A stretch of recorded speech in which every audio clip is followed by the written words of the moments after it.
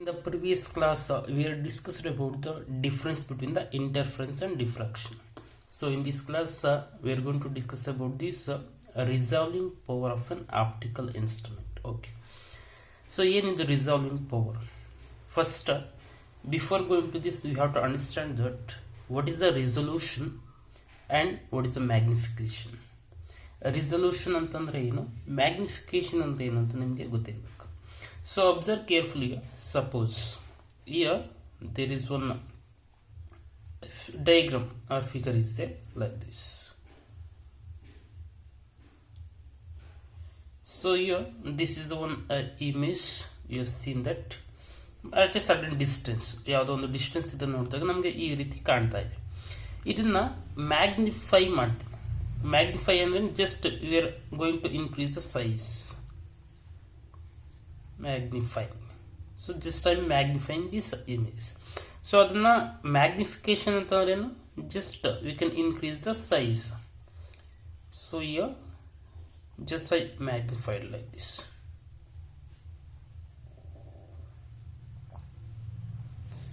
So size is what, increased andre magnify aitu anta heltivi. So magnification is nothing but increasing the size of the image.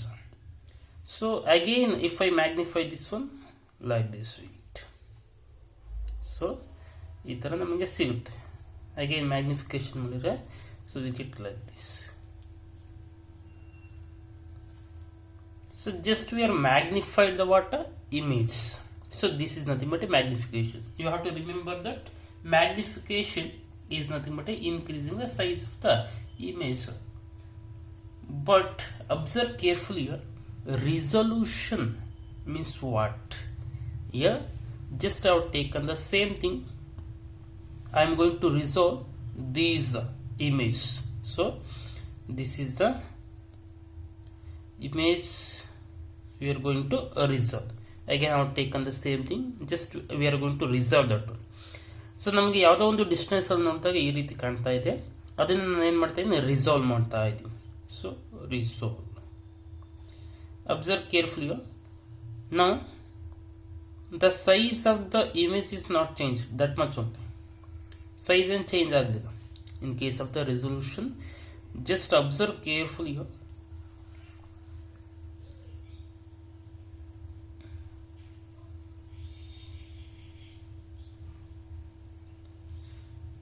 Observe carefully. ನಮಗೆ ಯಾವುದೋ ಒಂದು distance ಅಲ್ಲಿ ನೋಡಿದಾಗ ಈ ರೀತಿ ಕಾಣ್ತಾ ಇತ್ತು ಯಾವುದೋ ಇಮೇಜ್. ಅದನ್ನು ಸ್ವಲ್ಪ ರಿಸರ್ವ್ ಮಾಡಿದೆ, size is not change. In case of the resolution is nothing but not change in the size of the object, same size, but it appears clearly. Object will appears clearly and distinctly. So ಇಲ್ಲಿ ನೋಡಿ, ಇದರಲ್ಲಿ ನಮಗೆ one object ಥರ ಕಾಣ್ತಾ ಇದೆ, ಇದರಲ್ಲಿ two objects ಥರ ಕಾಣ್ತಾ ಇದೆ. So again I resolve this. Again I resolve, ಮತ್ತೆ ಇದನ್ನು ರಿಸಾಲ್ವ್ ಮಾಡ್ತೀನಿ. So size is not change, it same as it is. Now it appears like this. Observe carefully. ಇಲ್ಲಿ ನಮಗೆ ಒಂದು ಆಬ್ಜೆಕ್ಟ್, ಒಂದು ಅಥವಾ ಒಂದು ಇಮೇಜ್ ಥರ ಕಾಣ್ತಾ ಇತ್ತು, ಇಲ್ಲಿ ಟೂ ಇಮೇಜ್ ಥರ ಕಾಣ್ತಾ, ಇಲ್ಲಿ 3 ಇಮೇಜ್ ಥರ ಕಾಣ್ತಾ ಇತ್ತು. So this we called as resolved.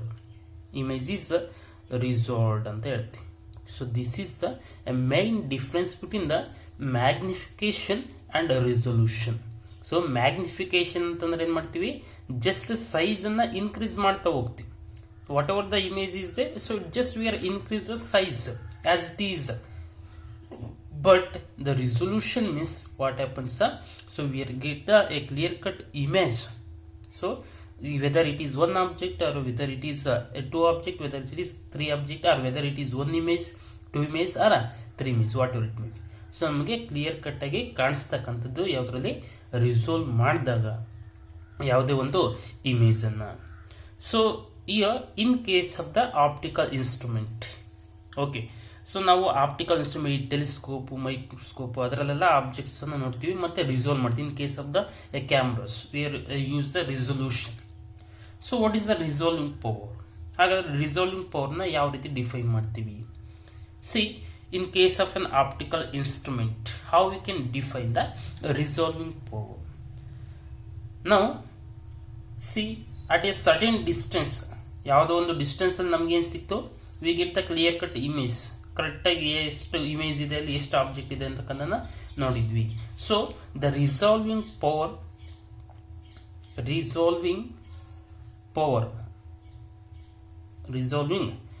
ಯಾವ ರೀತಿ ಡಿಫೈನ್ ಮಾಡ್ಬೋದು ಅಂತಂದ್ರೆ, the ability of an optical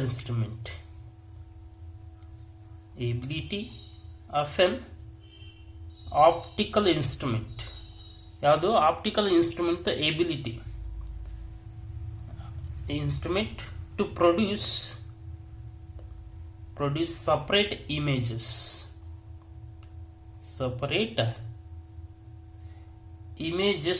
of closely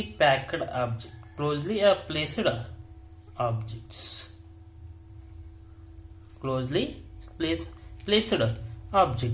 ಏನಂಗಂದ್ರೆ ability of an optical instrument. See, ಯಾವುದೋ ಒಂದು ಆಬ್ಜೆಕ್ಟ್ ಇದೆ, ಅದರದ್ದು ಇಮೇಜ್ ನಮಗೆ ಬೇಕು, ಅದನ್ನ ರಿಸಾಲ್ವ್ ಮಾಡಬೇಕು. So ability of an optical instrument, ಇದನ್ನ ನೋಡಿದಾಗ ಯಾವುದೋ ಒಂದು ಆಪ್ಟಿಕಲ್ ಇನ್ಸ್ಟ್ರೂಮೆಂಟ್ ಮುಖಾಂತರ to get the to produce separate image ಸಿಕ್ತು for the closely packed objects. We get the separate images. That ability of an optical instrument we known as the resolving power of that optical instrument. ಅಂದ್ರೆ ಯಾವುದು optical instrument resolving power ಅಂತ ಕರಿತೇವೆ. So observe carefully, in case of the resolution, so we can wave the two closely placed object clearly, ಅಥವಾ 2 ಅಥವಾ 3 whatever it may be. So ಅದನ್ನ ನಾವು two ಆಬ್ಜೆಕ್ಟ್ಸ್ನ separate ಆಗಿ ನಾವು ನೋಡ್ಬೋದು in case of the resolution. But in case of the magnification, just we can see the magnified size of the object. ಅದೇನು object ಇತ್ತು ಅದು ಮ್ಯಾಗ್ನಿಫೈಡ್ ಸೈಜ್ ಅಲ್ಲಿ ನೋಡ್ಬೋದು, ಅಂದ್ರೆ ಬಿಗ್ ಸೈಜ್ ಅಲ್ಲಿ ನೋಡ್ಬೋದು. ರಿಸಾಲ್ವ್ ಮಾಡೋಕ್ಕಾಗಲ್ಲ, ಸಪರೇಟ್ ಆಗಿ ನೋಡೋಕೆ ಆಗೋದಿಲ್ಲ. In case of the resolution we can see those object separately, ನಾವು ಸಪರೇಟ್ ಆಗಿ ನೋಡ್ಬೋದು.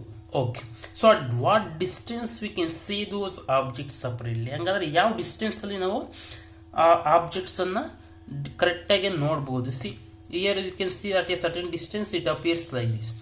After the certain distance it appears like this. After the certain distance it appears like this.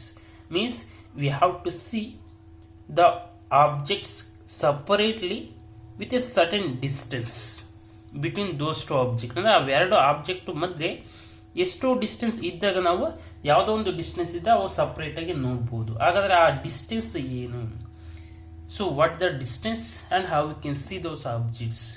So if we are able to see the two objects separately, means those are separated at a certain distance. ನೀವು object ಅನ್ನ separate ಆಗಿ ನೋಡ್ತಾ ಇದ್ದೀರ ಅಂದ್ರೆ ಆ objects ಮಧ್ಯೆ ಎಷ್ಟೋ distance ಇರುತ್ತೆ. ಸೊ ಆ ಡಿಸ್ಟೆನ್ಸ್ ಅನ್ನ ನಾವು ಏನಂತ ಹೇಳ್ತೀವಪ್ಪ ಅಂದ್ರೆ ದ ಮಿನಿಮಮ್ ಆಂಗುಲರ್ ಸಪರೇಷನ್ ಅಂತ ಕರಿತೀವಿ. ಅದನ್ನ ಲೀಸ್ಟ್ ಡಿಸ್ಟೆನ್ಸ್ ಫಾರ್ ದ ರಿಸೊಲ್ಯೂಷನ್ ಅಂತ ಕರಿತೀವಿ. So observe carefully. Suppose here we have the two objects. ಯಾವುದೊಂದು two objects ಇದೆ. ಇದು object 1 and it is object 2, or source 1, it is a source 2. Okay. So here for this it is the screen. Now it forms a certain angle like this. So whenever we see this, it appears to be what? Separate. In between those two there is a certain distances. So it makes a certain angle theta. Okay. So ಇವೆರಡು ಏನಾಗಿದೆ ನಮಗೆ separate ಆಗಿ ಕಾಣ್ತಾ ಇದೆ. So ಯಾವಾಗ D distance ಇದೆ ಅಂತಂದ್ರೆ ನಮಗೆ ಆಬ್ಜೆಕ್ಟ್ಸ್ ಇಲ್ಲಿದ್ದ ನೋಡಿದಾಗ ನಮಗೆ ಸಪರೇಟ್ ಆಗಿ ಕಾಣಿಸುತ್ತೆ. ಈ ಡಿ ಡಿಸ್ಟೆನ್ಸ್ಗಿಂತ ಕಮ್ಮಿ ಇದ್ರೆ, so if the distance is less than D like this, so if the distance is D is less, in that case what happens, when we see these are not appears to be separate, ಅಂದ್ರೆ ಇವೆರಡು separate ಆಗಿ ಕಾಣಿಸೋದಿಲ್ಲ ನಮಗೆ. So those are appears to be single, ಒಂದೇ object ತರ ಕಾಣಿಸುತ್ತೆ. ಆದರೆ ಎಷ್ಟು ಮಿನಿಮಮ್ ಡಿಸ್ಟೆನ್ಸ್ ಅವೆರಡು ಮಧ್ಯೆ ಇದ್ದಾಗ ನಮಗೆ ಆಬ್ಜೆಕ್ಟ್ಸ್ ಏನಾಗುತ್ತೆ? ಸಪರೇಟ್ ಆಗಿ ಕಾಣಿಸುತ್ತೆ. So that distance we called as a least distance or minimum distance of the resolution ಅಂತ ಕರಿತೀವಿ. ಸೊ ಅದನ್ನ minimum distance of resolution, minimum distance of resolution ಅಂತ ಕರಿತೀವಿ, ಅಥವಾ ಲಿಮಿಟ್ ಆಫ್ ರೆಸೊಲ್ಯೂಷನ್ ಅಂತ ಹೇಳ್ಬೋದು. Or we can also say limit of resolution. Limit of resolution. So here we are understand that what is the resolving power. It is an optical ability of an optical instrument to produce the what? A separate images of closely placed object. Suppose if they ask the question, what is the a limit of resolution? So in that case we can say the limit of resolution is nothing but what? The minimum angular separation, minimum angular separation between the 2 points, between the 2 points, between the what? 2 points or source or object, point objects, point object at which they are just resolved. They are just resolved. They are just resolved means what? ಈ distance ಗಿಂತ ಸ್ವಲ್ಪ ಕಮ್ಮಿ ಇದ್ರೂ ಸಹಿತ ಅವು clear ಆಗಿ ಕಾಣಿಸೋದಿಲ್ಲ, ಅಂದ್ರೆ ಸಪರೇಟ್ ಆಬ್ಜೆಕ್ಟ್ಸ್ ಆಗಿ ಕಾಣಿಸೋದಿಲ್ಲ. ಸೊ ಆ ಒಂದು ಪಾಯಿಂಟ್ ನ ನಾವು ಜಸ್ಟ್ ರಿಸಾಲ್ವ್ಡ್ ಅಂತ ಕರೀತೀವಿ. So just resolved is known as limit of resolution, is known as limit of resolution ಅಂತ ಕರೀತೀವಿ. So that is a limit of resolution. Understand clearly. So ಹಾಗಾದ್ರೆ ಈ ರಿಸಾಲ್ವಿಂಗ್ ಪವರ್ ಯಾವ್ದ್ರ ಮೇಲೆ ಡಿಪೆಂಡ್ ಆಗಿದೆ? It depends on the what? Distance between these two objects. So ಇವೆರಡು object ಮೇಲೆ depend ಆಗಿದೆ. C at this we can see that the two objects separate. ಇಲ್ಲಿ to object separate ಅನ್ನ ನೋಡ್ತಾ ಇದೀವಿ. ಇನ್ ಕೇಸ್ ಆಫ್ ಯಾವುದೋ ಒಂದು optical instrument resolving power, for example for the optical instrument resolving power ಎಷ್ಟು? 0.5 millimeter ಅಂತ ಹೇಳಿದ್ದೀನಿ.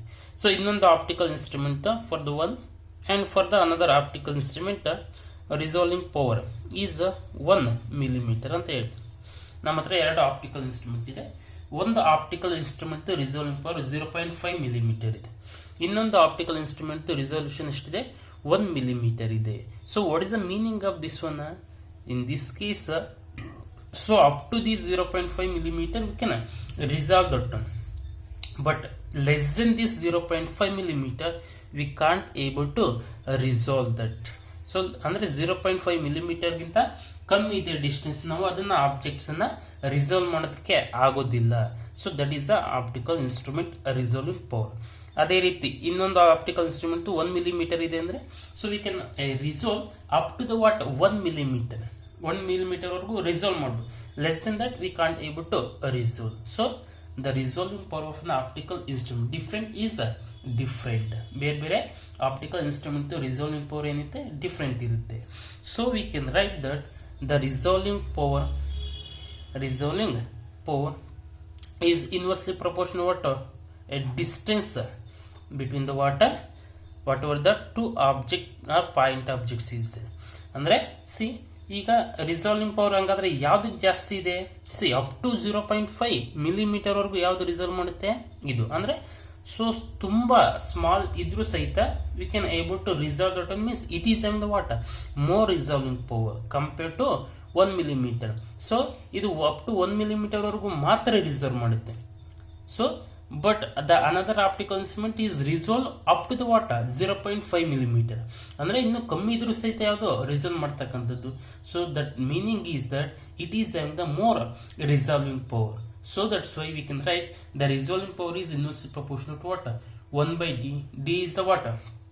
Separation between the two point objects. D is the separation or the distance, minimum distance of the resolution. We can say separation between the two objects. So ಇವೆರಡು separation between the two objects ಎಷ್ಟಿದೆ ಅದು ಕಮ್ಮಿ ಇದ್ದಂಗೆ ಏನಾಗುತ್ತೆ? ನಮಗೆ resolving power ಜಾಸ್ತಿ ಆಗುತ್ತೆ. ಅದ separation as to decrease means very less. So we can say the resolving power is more ಅಂತ ಹೇಳ್ತೀವಿ. ಸೊ ರಿಸಾಲ್ವಿಂಗ್ ಪವರ್ ಜಾಸ್ತಿ ಇದೆ ಅಂತ ಹೇಳ್ತೀವಿ. ಸೊ ಈಗ ಸಪರೇಷನ್ ಜಾಸ್ತಿ ಇಲ್ಲ, ನಮಗೆ ಸಿಂಗಲ್ ಆಬ್ಜೆಕ್ಟ್ ಆಗಿ ಕಾಣ್ತಾ ಇದೆ. So here it's what appears to be what a single object. So whatever the image we get, we are seeing that it's a what single object at that position. So what happens in that case, there is some blurriness has to be takes place. ನಮಗೆ blur ಆಗಿ ಕಾಣಿಸುತ್ತೆ, ಹಾಗಾಗಿ ನಮಗೆ so ಅದು ಒಂದು object ಇದೆಯೋ ಅಥವಾ ಎರಡು ಆಬ್ಜೆಕ್ಟ್ ಇದೆಯೋ ಅಂತ ನೋಡೋದಕ್ಕೆ ಆಗೋದಿಲ್ಲ. So why this blurness has to be takes place. ಹಾಗಾದ್ರೆ ಈ ಬ್ಲರ್ನೆಸ್ ಯಾಕೆ ಸಿಗುತ್ತೆ ನಮಗೆ? ಬ್ಲರ್ನೆಸ್ ಅನ್ನ ಏನಕ್ಕೆ ನೋಡ್ತೀವಿ? ಆ ಒಂದು ಕೇಸಲ್ಲಿ ಏನಾಗುತ್ತೆ, due to because of the diffraction of light ಅಂತ ಹೇಳ್ಬೋದು. ನಮಗೆ ಡಿಫ್ರಾಕ್ಷನ್ ಆಫ್ ಲೈಟ್ ಆಗೋದ್ರಿಂದ so you can observe this blurness. Actually what happens in that case, ಏನಾಗುತ್ತೆ ಅದನ್ನ so you can see in the next video.